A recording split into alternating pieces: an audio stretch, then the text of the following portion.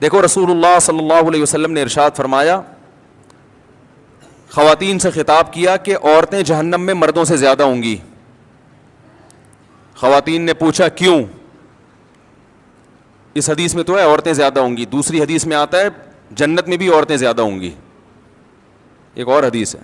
یہ میں اس لیے کہہ رہا ہوں کہ خواتین ڈر جاتی ہیں کہ ہم یہاں بھی وہاں بھی, ہمیں اگر کھوئے کیا مذاق ہے.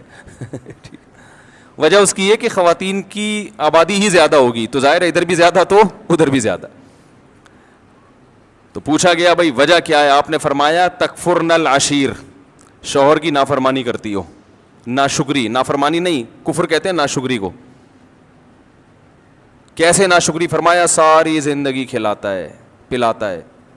آج کوئی مرد بیوی کو چھوڑ دے, بیچاری کا کیا پرسان حال ہوتا ہے ہمارے معاشرے میں.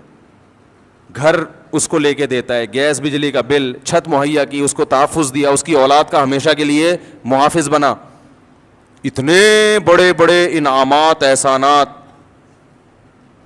اور نبی نے فرمایا کسی دن تھوڑی سی اونچ نیچ ہو جائے, اس کی تنخواہ کم ہو گئی بیچارے کی, اب گوشت نہیں لا پا رہا, توریوں پہ گزارا کروا رہا ہے, ناشتے میں انڈے کا انتظام نہیں کر سکا, آج بیگم بغیر ناشتے کے رہ لو, آج ناشتہ نہیں کرتے, ٹھیک ہے نا, تھوڑی تنخواہ میری, حالات ٹف چل رہے ہیں, یا ناشتہ کرو مگر انڈا نہ منگواؤ, پراٹھا ڈبو کے, مفتی صاحب نے کہا ڈبو کے کھانے کا اپنا ہی مزہ ہے, تو آج ہم پراٹھا چائے میں ڈبو کے کھا لیتے ہیں.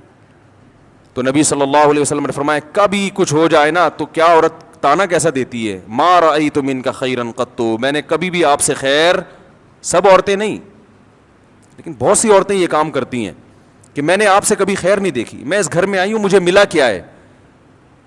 کتنا بڑا زندگی بھر کے ہمارے مسلم معاشرے میں تو مرد تو بہت زیادہ تحفظ دیتا ہے. کیسے باپ اپنی بیٹی کے لیے رشتے تلاش کر رہے ہوتے ہیں کیونکہ اچھا آدمی مل جائے, اور پھر طلاق سے ڈرتی بھی ہیں, کہتی ہیں طلاق دے کے مجھ پہ ظلم کر دیا, مجھے یہ کر دیا. طلاق دے کے کیا کیا؟ اس نے اپنے آپ سے جدا کر دیا نا, تو اب رو کیوں رہی ہو؟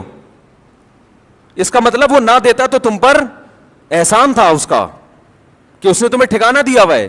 اور دینا غلط سمجھا جاتا ہے معاشرے میں, اس لیے کہ وہ جو تمام تحفظات اس نے دیے ہوئے تھے وہ تم سے چھین لیے ہیں. تو نقصان عورت کا ہوتا ہے کہ نہیں ہوتا؟ تو کتنی بڑی فضیلت ہے. لیکن نبی نے فرمایا کہ تکفرن العشیر, جو عشیر ہے نا ہمیشہ ساتھ رہتا ہے, تو اس کی ناشکری کرتی ہو.